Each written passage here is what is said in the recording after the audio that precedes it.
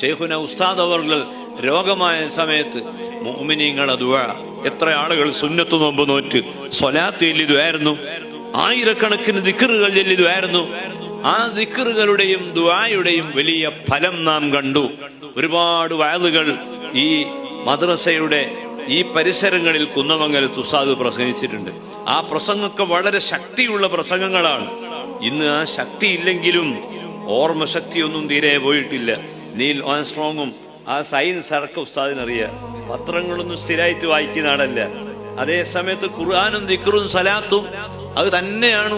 ഓരോ ദിവസവും സഹീഹുൽ ബുഖാരിയുടെ ക്ലാസ് രാവിലെ 1.5 മണിക്കൂർ ക്ലാസ് എടുക്കും. അതൊരു ദിവസവും മുടങ്ങൂല, ഒരു ദിവസവും അത് മുടങ്ങൂല. ഏതെങ്കിലും ഒരു ക്ഷീണുണ്ടെങ്കിൽ പോലും മാറ്റി വെക്കൂല. അങ്ങനെ ദർസും സലാത്തും ദിക്റും ചൊല്ലുന്ന ആ ഉസ്താദിന്റെ ഓർമ്മശക്തി നമ്മൾ ഇന്നിവിടെ കാണുകയാണ്. വളരെ ശക്തമായി തന്നെ ഈ പ്രദേശങ്ങളിലൊക്കെ സുന്നത്തിയമായത്തിന്റെ അറിവ് പ്രചരിപ്പിക്കാൻ വേണ്ടി ഉത്സാഹിക്കുകയും ഒരുപാട് പള്ളികൾ, മദ്രസകൾ, സ്ഥാപനങ്ങൾ, ആയിരക്കണക്കിന് പള്ളികൾ, ആയിരക്കണക്കിന് മദ്രസകൾ അതൊക്കെ ഉസ്താദ് ഉണ്ടാക്കി ഈ സമൂഹത്തിന് സമർപ്പിക്കുകയും ചെയ്തപ്പോൾ അതിന്റെ എല്ലാം രഹസ്യം സ്വലാത്തും ദിക്റും തന്നെയാണ്. ഇതൊക്കെ നമ്മൾ മനസ്സിലാക്കി മഹദറത്തുൽ ബദരിയ മർക്കസിൽ നടക്കുമ്പോൾ ഈ കുന്നമംഗലത്തുനിന്ന് ഒരുപാട് ആളുകൾ ആ ദിക്റിന് സ്വലാത്തിന് വരാറുണ്ട്. അത് കാണുമ്പോൾ തന്നെ വലിയൊരു സന്തോഷമാണ്.